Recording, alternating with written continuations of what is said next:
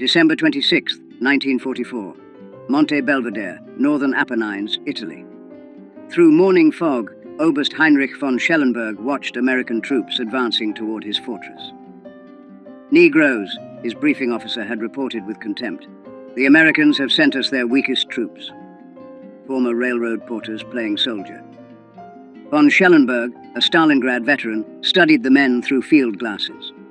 The 370th Infantry Regiment, part of the U.S. Army's 92nd Infantry Division, an all-black unit in a segregated army sent to assault the most formidable German defensive position in Italy, the Gothic Line. Wehrmacht propaganda had prepared German soldiers to expect quick surrender from black American troops. Nazi racial theories declared African soldiers inherently inferior in combat, lacking discipline and courage for sustained fighting.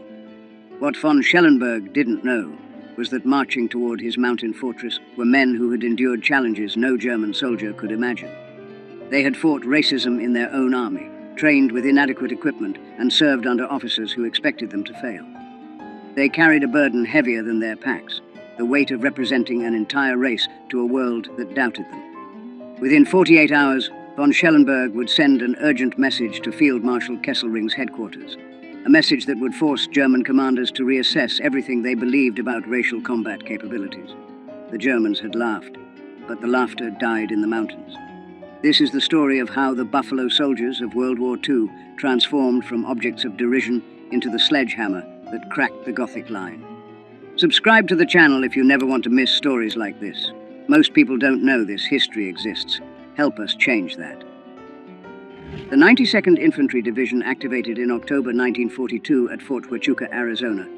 15,000 black soldiers organized into 4 infantry regiments. Their shoulder patch bore a black buffalo, honoring the legendary Buffalo Soldiers of the Frontier Army. But pride couldn't overcome systematic obstacles. The U.S. Army remained rigidly segregated. Black soldiers lived in separate barracks, ate in separate mess halls, and trained under predominantly white officers, many from southern states where segregation was law. Private First Class Vernon Baker later recalled, "Some officers made it clear they expected us to fail. They told us directly that colored soldiers couldn't fight, couldn't lead, couldn't handle combat pressure. We trained twice as hard to prove them wrong, knowing we'd get half the credit." Training at Fort Huachuca proved brutal. Temperatures exceeded 110 degrees in Arizona's desert. Yet the division received inferior equipment, World War I surplus rifles, limited ammunition, the worst vehicles.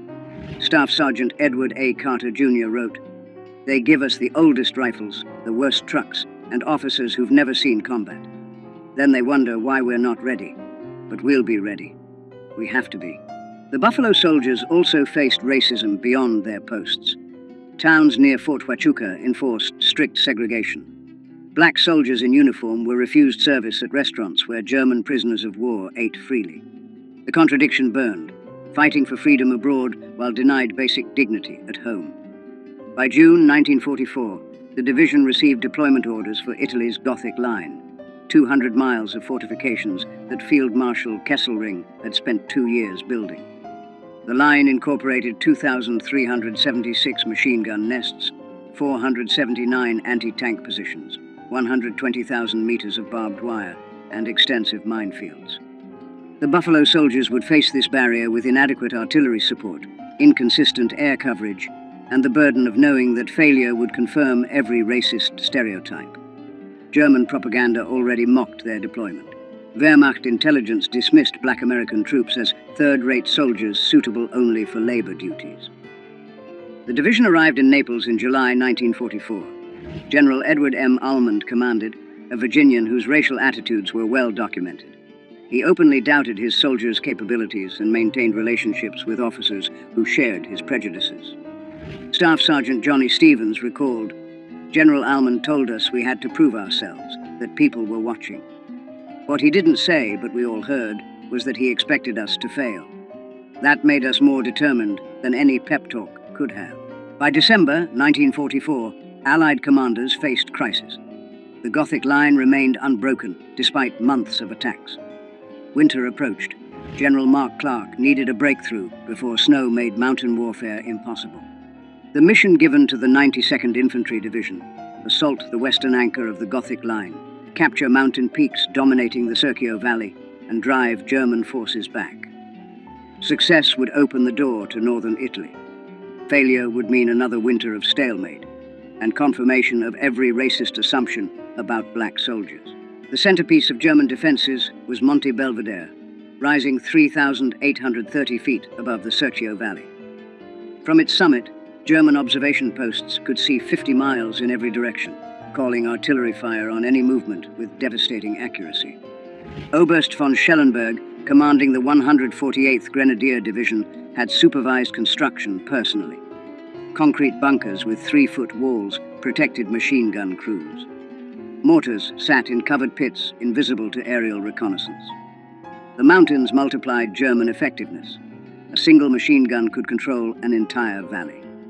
Lieutenant Hans Becker wrote to his wife, "The Americans would need wings to reach us.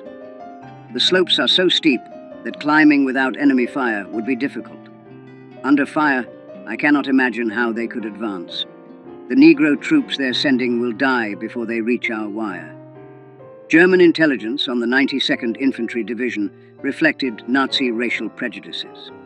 A November 1944 assessment stated, "American Negro units lack combat motivation. They will advance until meeting serious resistance, then retreat or surrender. Division is suitable only for defensive operations or garrison duties." This wasn't based on combat observation. It reflected Nazi ideology that declared non-Aryans inherently inferior. Wehrmacht training manuals advised, "Offer strong initial resistance. Negro troops will panic and flee. Their white officers will be unable to restore order." These assumptions created dangerous overconfidence.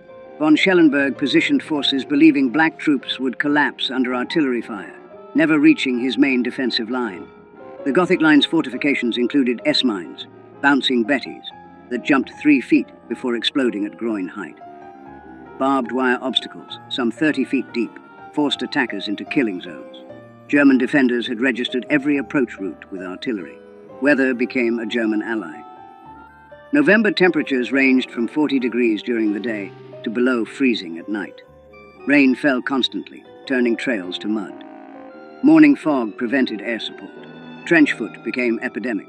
The 92nd's medical reports showed 847 cases serious enough for evacuation in November alone. Allied artillery and air support proved inadequate. Ammunition shortages plagued Italian operations. The 92nd received only 30% of requested ammunition, while priority went to France. Air support averaged fewer than 10 sorties daily compared to 100 plus in Northwest Europe. The Buffalo Soldiers studied their objective, knowing they would assault with inadequate preparation. They would attack at numerical parity against prepared defenses, no 3-to-1 superiority that doctrine required. Success depended on courage, determination, and accepting casualties that would horrify commanders who valued their soldiers equally. But these soldiers weren't valued equally. They knew it. The Germans knew it. Failure would confirm every racist assumption. That burden was heavier than the equipment they carried. December 26, 1944. H hour, 0600. The attack would begin in darkness, on ice-covered slopes, against an enemy expecting them to fail. December 26th, 0545 hours. Absolute darkness on Monte Belvedere's lower slopes. Men of Company C, 370 Infantry Regiment, checked equipment one final time. Every man carried 60 pounds up slopes where mountain goats struggled. Staff Sergeant Carter whispered final instructions. "Stay low until artillery stops. Watch for mines. When we reach the wire, Bangalore torpedoes go first. Follow me through. If I go down, the next man takes over. We keep moving until we reach the top, or we're all dead." At 0600, American artillery opened fire. 2,400 rounds in 15 minutes, the maximum allowed. In his command bunker, von Schellenberg smiled. "Only 15 minutes? The Americans are weaker than we thought. The Negro troops are coming." When artillery stopped, 30 seconds of silence. Then American voices shouted, "Move out!" And the Buffalo Soldiers began their climb. The slopes averaged 45-degree angles, steep enough that soldiers grabbed vegetation and rocks to pull themselves upward. Some sections exceeded 60 degrees, Men carried rifles slung, needing both hands to climb. Combat loads became torturous after 100 yards of vertical ascent. Private James Hendricks described it. You'd climb 10 steps and need to rest, gasping. Your legs burned. Your shoulders ached. You knew if you stopped too long, you'd never start again. So you climbed, one step at a time, listening for the sound that meant Germans spotted you, machine guns opening fire. That sound came at 6:23. German MG-42s, firing 1,200 rounds per minute, swept slopes with interlocking fire. The first bursts caught Company C's lead platoon 400 yards from the